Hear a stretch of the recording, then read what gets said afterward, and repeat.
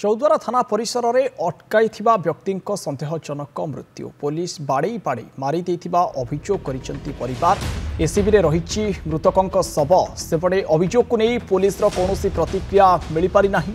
गुरुतर अवस्था कटक एसीबी रे भर्ती करथिला चौद्वार पुलिस सेठारे डाक्तर किंतु तांको मृत घोषणा करथिले। यह हत्या ना आत्महत्या ताहा अस्पष्ट रही।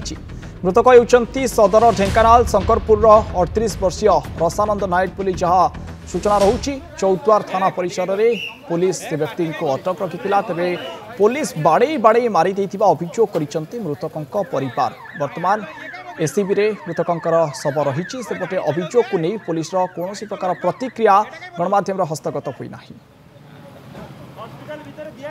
सीधासलख आलोचना करने घटना को नहीं लाइव जोड़ी होती कटक ब्यूरो हेड अजय दास फोन लाइन जोड़ी होती। अजय दास सीधासलख आलोचना करवा। अजय वर्तमान जहाँ सूचना आसूची जे पुलिस बाड़े बाड़े मारी देछि बोली परिवार लोके अभियोग आनी अन्य पक्षे घटना को नहीं सन्देह उपजा स्वाभाविक कथा। जितेबाला पुलिस अटक रखिथिला हठात कौन एमती है जे युवक जनकर मृत्यु होइतिला।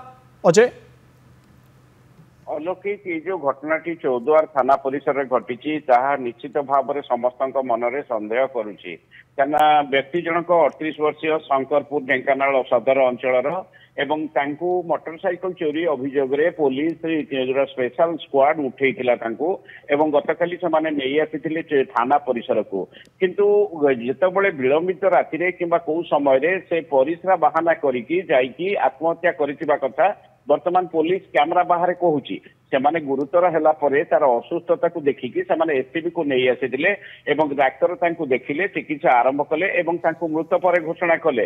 तेणु तापर परिवार लोकंकर सन्देह बढ़िला से संपर्क में आसिक एसपी रे पहुंचले।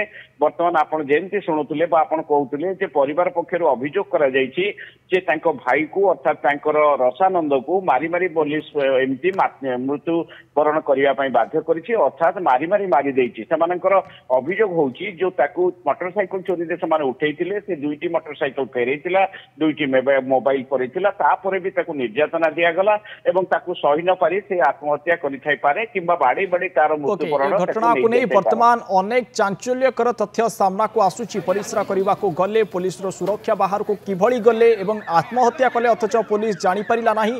ये तमाम दिवक नहीं जिते प्रश्नवाची सृष्टि होइछि पोस्टमार्टम पर ही घटनारू रहस्य उठी पारिबो जहां आम आशा करबा। बहुत बहुत धन्यवाद अजय अधिक आलोचना करथिबा।